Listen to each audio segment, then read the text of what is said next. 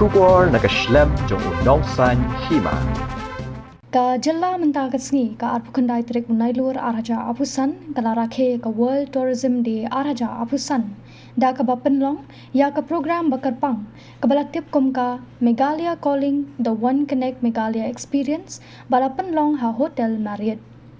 Ha kani ka jingrakhe lapen ko burom ya ki bajob ya ka Outlook Magazine Responsible Tourism Awards but kinong yo ya ka Community Led Tourism Infrastructure Scheme. Habakran ha kani ka jingrakhe u Menteri Rangba ka jilla Conrad sangma ulapan syai halor ka Kiew jong ka jilla ha ki kam Jngohkai. Ha ka baulayat ho baki bawan Jngohkai na po kari kidan khat saulak Snem araja apulai. Hinrei Snem araja apusau kala Kiew sya ka khanreu lakngut. Kat baki bawan na ki weipat kiri ha ka perthei. Na ka arlak kala Kiew sya ka ar pon lailak. Ulapan benaru sa ars pa ashpotali ki project ha ka kam Jngohkai kabakot lai hajar nrius pa arhusan klur tingka bat ars pa sanpo klur tingka balamang da ka sorkar pedeng na kabenta ki jingtei ha ki kam ban kintiu ya ka kam Jngohkai ha sora. Ki weipat ki bakran ha ka nigasngi kilong u CEO jong ka Outlook Group u Indranil Roy u bami ikmat ya ka Federation of Shillong Hotels u Paramba S. Sedev, but u President ka Tour Operator Association uba Bandung Lang Bla. Tourism Promotion Society, Sindrang Tourism. Shai Women Multipurpose Cooperative Society. On stage, it's Halakandrai. After Halakandrai, Dhulai Malai Village. Nongdon Maurya, we have Nongjiri Village, Limput Cave. After this, we have Plangwan Broi, Mausandram. Plangwan Broi. Next. Stakeholders on both sides. This is what I was thinking. So this is this one set of stakeholders are our own stakeholders in the state, whether it is the tourist taxi entrepreneurs, whether it is the homestay people, whether it is the hoteliers. So all the people who are providing the tourism service, that is all of us, including the tourism department. So there is one level of empowerment that is needed on the supply side. Then there is the demand side, which is basically the clientele who are coming into our state, all the tourists who are coming into our state. So they also need to be empowered, to be facilitated. So all the initiatives we are taking up in the tourism department over the years are in some sense designed to empower these two sets of stakeholders. So today we launched the new homestay scheme, which we are calling the Chief Minister's Meghalaya Homestay Mission. I stand corrected, it's a mission, it's not a scheme. In fact, we debated this, we had a very beautiful homestay scheme. This homestay scheme we were doing in convergence with PM-EGP. So 35% subsidy was coming from the state government under this scheme and 35% subsidy is coming from PM-EGP.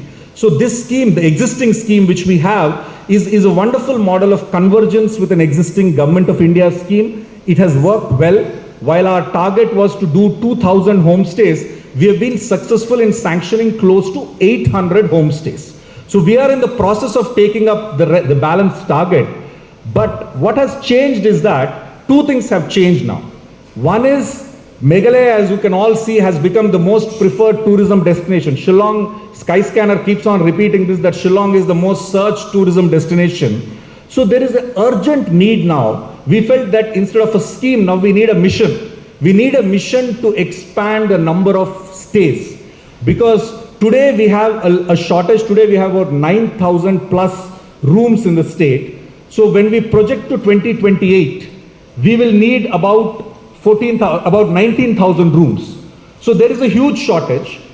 We are doing a number of projects under the Chief Minister's guidance. We are taking up PPP projects. We are doing various state government projects. All those will still create about 3,000 rooms only. So we still have a shortage of 6,000 rooms. And the second thing that is interesting thing that is happening is the national games will be hosted by Meghalaya in 2027. So when we host the national games and when we shine on the national stage, we felt we have to be ready. That is the reason why today we have changed the homestay scheme into a Chief Minister's Meghalaya Homestay Mission. We want to do it in a mission mode so that in 3 years' time, we have these 3,000 new homestays. And again, with the approval of the Honorable Chief Minister, we have increased the subsidy now to 70%.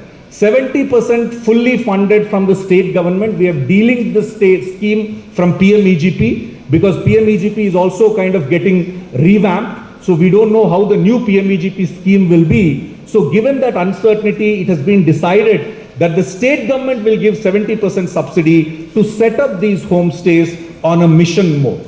And another very interesting thing we are doing is now we are tying up each of the new homestay beneficiary with a design consultant, with many of our local architectural firms.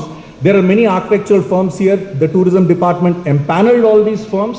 So we are tying up each of the beneficiary with a firm, and they will help them in designing an aesthetic homestay. So this process we have started with the current existing scheme also, but in the new scheme, this will be a very, very big component. We have provided the budgeting for that component as well. So that is the highlight of the scheme, whose scheme document has just been launched. So coming back to what I was saying, so we are looking at various ways of empowering our stakeholders. So this is a very, very important one. Similarly, today, the other two initiatives that we are going to launch are to empower the stakeholders on the demand side. So one is the helpline number that we are launching today. This helpline number will be again one of its kind in the country, where the tourists will be able to call, will be able to get information in 7 different languages. It's a multi-language helpline. So once it is launched, anybody from outside the state, from within the state will be able to call and find out information. A third thing we are doing today is also launching our brand new website. Already the tourism website of the state was in very good shape. I'm sure many of you, have used it and have benefited from it. But now we are launching it in a much more user-friendly way, enriching it with a lot of content and making it much more user-friendly. So these are some of the tools that we are putting out to empower the stakeholders, to empower our stakeholders here and the tourists, so that the industry can thrive, so that more and more tourists can come to the state, and our goal has always been to make tourism experiential. That's why a number of experiential projects are being built in the state. So today the average stay of the tourist in Meghalaya is about 1.5 days. So we want to make it into 3 days. So by 27, when all these projects are done, when the National Games comes to Meghalaya, we aspire that the number of tourists today from 16 lakhs, it goes to 25 lakhs, and the stay duration we have to double. So any tourist who is coming into Meghalaya should be able to stay at least for 3 days. So that's the reason we are creating a number of experiential products. And with the support of all the stakeholders, we'll be able to really achieve huge strides in the tourism sector. I'd also like to place a note of appreciation to the Outlook Group. We have been partnering with them for the last 3 years. We are doing the Responsible Tourism Awards. Today, those awards will be given out by the Honorable Chief Minister. I'm delighted to hear that many stakeholders, they're very keen for these awards, because that gives them good branding from the tourist side. When they say that they have an Outlook Responsible Tourism Award, so tourists feel more confident to go to their properties, go to their restaurants. So this is another initiative which we have taken up, which is in the 3rd year. So I thank the Outlook Group. Once again, I'd like to thank everyone, and I'd like to welcome everyone to take part in the deliberations. Organization. The Responsible Tourism Initiative is something which we started 10 years back, when responsible tourism was not even a known word within the tourism sector. Over the period, we have traveled from across states, and we have worked very, very closely with Meghalaya, and particularly for the last 7 years, we have been working with Meghalaya in different formats. So as Dr. Vijay was mentioning, that we have been doing the awards consecutively for the last 3 years. We started by doing workshops. We started by doing training. And that was the kind of process that we followed over the last so many years. And that is how we connected with friends from across the state. And what we did, we created heroes among them. We took them beyond the boundaries of the state, We took them nationally. We took them to beyond, even to different countries. I mean, my friend Dorma, we took him to Rajasthan, where he was finding it very difficult to speak, but he still managed, and he got a round of applause when he was actually presenting this to the audience. So that's the kind of networking that we have been able to help the people of Meghalaya, the homestay owners, or the operators, or the small operators of the state. And we are very proud that we extend our help whenever they reach out to us in any form that they want from us. So that's the kind of integration that we have been able to do with the state, with the homestay owners, with the small tour operators of the state, and we are very proud to extend our relationship together with Meghalaya. I am deeply honored that we have been given the privilege to manage this over the last 3 years for conducting these awards, and it is my hope and my wish that we will grow further and bigger in the course of time. Developing the tourism and the tourism sector as a whole in the last 7.5 years. And as has been mentioned by so many people who spoke before me, that we are finally starting to see the impact of the different steps that have been taken by us to overall improve the tourism ecosystem in the state of Meghalaya. In the last couple of years, starting 2023, we had about 14 lakh tourists, domestic tourists who came in. That's 1.4 million tourists. And last year, 2024, that number increased to 16 lakhs, 1.6 million tourists. So in a matter of 2 years, we saw an increase of about 2 lakh tourists coming into our state. And also if you look at the international tourists, in 2023, we had about 2 lakh international tourists that came in. And in 2024, we had 2.3 lakh international tourists that have come to our state. These numbers are clearly a testament of the kind of change that we are seeing in the overall tourism sector in our state. And I'm happy to inform you that this growth has been very, very consistent. And it's not that these are spikes that happen once in a while, but these are planned strategies and policies that we put in place to see that consistency, to see that growth, to see that sustainability in the whole process. And that is the most satisfying aspect of the growth that we're seeing in tourism. Even this program that we're having today, I'm sure many of us remember these programs being celebrated 7 years back. And you can compare the kind of overall improvement in the quality of how we present ourselves, how we are packaging ourselves, and how we are able to market the tourism sector in a much, much stronger and aggressive manner now compared to what we were 7.5 years back. Just to give also an idea to you that currently we have about close to 50,000 plus, in fact, people who are directly and indirectly employed in the tourism sector. And our target is the next 3 years to create another 50,000 jobs in the tourism sector, indirectly and directly. And that is something, as I said, we have mapped it, we have planned it. You're aware that Government of Meghalaya has a Vision 2028 and a Vision 2032, in which we have clearly defined the kind of economic growth that we want for our state. But again, which we always believe, an economic growth without having meaningful impact in the lives of the people of the state is not an economic growth that we would want.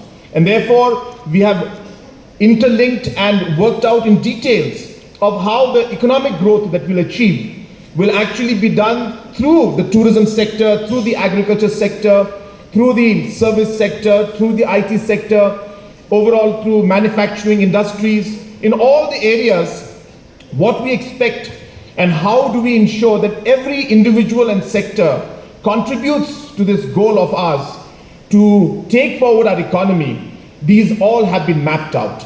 And it's on the basis of that that we have come out with these different programs that we are having. You'll be happy to know that even as we speak, there are about 210 tourism infrastructure projects that are being implemented, which is valued at about 3,625 crores worth of investment, whether it's from the public sector or the private sector. The investment is taking place in different projects and different schemes throughout the state. The new project that we have come out with which is the homestays, the Chief Minister's Meghalaya Homestay Mission, again is mentioned by Dr. Vijay, that we have realized that there is a requirement for almost 19,000 rooms, and we are at about 9,000, and no matter how much we push the private sector and other projects, we will be able to maybe touch another 4,000 to max 5,000 rooms. And hence, there is a huge requirement for rooms, and we strongly felt that the homestay scheme, which has worked very well in the past, we are hopeful that this homestay, the new mission that we have, is going to really take this entire mission of ours into a new level. And I was just sharing with Dr. Vijay, which of course next week we should be coming out with the announcement that for the national games, we have a requirement of certain rooms for the games village, as they called it before. But we as a government have realized that constructing games village will have a legacy problem, because what happens after the game is over? And hence we realized that rather than constructing a games village, which will cost us hundreds of crores, into standardized homestays, which will then act as games village, so that during the games, these homestays can be used as an accommodation for the athletes, and after the games are over, these will be run as homestays and serve the tourists who are coming to our state. So therefore, this model has not been done in different parts of the country for the different national games. We are the first ones to be experimenting with this. So by next week, to combine with the Chief Minister's Meghalaya Homestay Mission, we'll be coming out with this program where we will be having the homestay for the national games, where, as I said, we will use it for the national games, and post that, that same project will become asset for the tourism sector. I'm also happy to inform you that apart from the 3,600 crores worth of work that is going on today, just recently, Government of India, through the donor ministry, has sanctioned an additional amount of 250 plus crores for the tourism sector and for development of infrastructure, especially in the Sora area.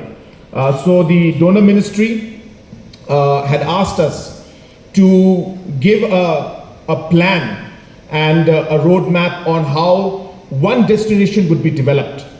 And after we gave that particular roadmap and that plan, which I must say that all the states gave the plans, Meghalaya also gave its plan, and the donor ministry was very happy to see the plan that was made for Sora, for Cherrapunji area, which we developed as one destination.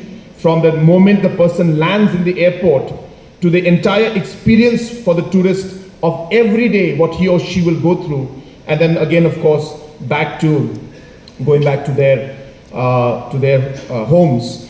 So therefore, this kind of a challenge was put up to the northeastern states, and I'm happy to inform you that we have been able to present our case very well, and the Honorable Donor Minister was very happy to sanction, as I said, an additional amount of 260 crores under PM Divine to develop the Sora destination in a very, very grand manner. We will be, in fact, having the program during the cherry blossom time. That is the time when the Honorable Donor Minister also will be coming. So we will be having a program during that time to ensure that, to lay the foundation for that particular project. Hopefully early 2027, the works for the extension of the Umroi airport should be complete. And once that is done, as you're all aware, we will be having direct commercial flights, the larger ones, the A320 flights of the Indigo, Spice, Air India and other airlines landing directly from different metros right here in Shillong. And we are very, very confident that once these direct flights start landing in Shillong, in Umroi airport, this will be a major, major game changer for the tourism sector. So, as correctly mentioned by some of the speakers before me, that we need to be prepared for that moment. And therefore, all the work that we're doing, so many different projects that are happening, so many different hotels that are coming up.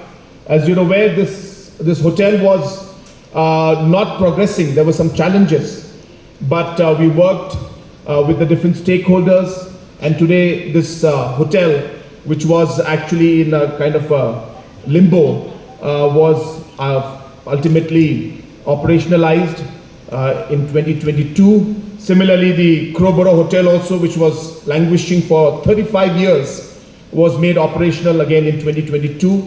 And I'm happy to inform you that 2 more projects, 5-star hotels, the construction work right now is going on. We expect those hotels to be complete by maybe 2 years' time.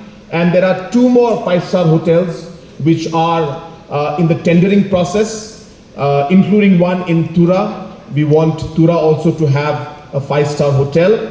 So Tura will have a 5-star hotel. That tendering process is happening. And 2 more 5-star hotels are under the process of the concept being made. So we expect that by 2030, we will be having 8 5-star hotels, apart from our other existing hotels which are already there. And apart from that, all the other homestays and other smaller projects that will come up. So therefore, all the plan to ensure that the vision that we have is implemented, all of these activities are taking place, and we are preparing the ecosystem to be able to then really absorb all this flow of tourists, which we expect to happen in a very, very big way in the coming years. I also want to share with you the concept of the concert economy, which Honorable Prime Minister has mentioned many times, is actually a concept which Meghalaya has been practicing for a very, very long time. I think all of you are aware of that.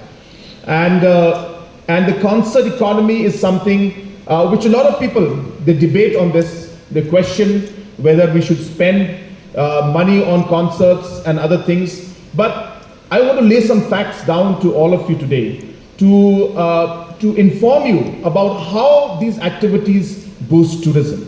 Number one, these are not projects where government invests 100% of the money. It's a partnership.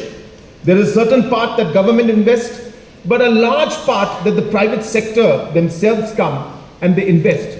And hence it's not that government is spending all the money in it. Number two, from last year's numbers, just to share with you, that government spent 23.5 crores in the last year, 2024-2025. We spent 23.5 crores, but the revenue that was generated because of this in the economy was 133.42 crores. So that's almost a 5.6 times the returns on the investments that were made by the government. And therefore, clearly, this is an area which we are very bullish about. Coming November, we'll be having a number of artists who are coming to Shillong for the Cherry Blossom Festival. We'll have other artists coming for the Megong Festival. We'll be very soon announcing the artists who will be coming for the Megong Festival also. At the same time, there are certain other artists of international level. The whole list is there with me, but it's early for me to share it with you.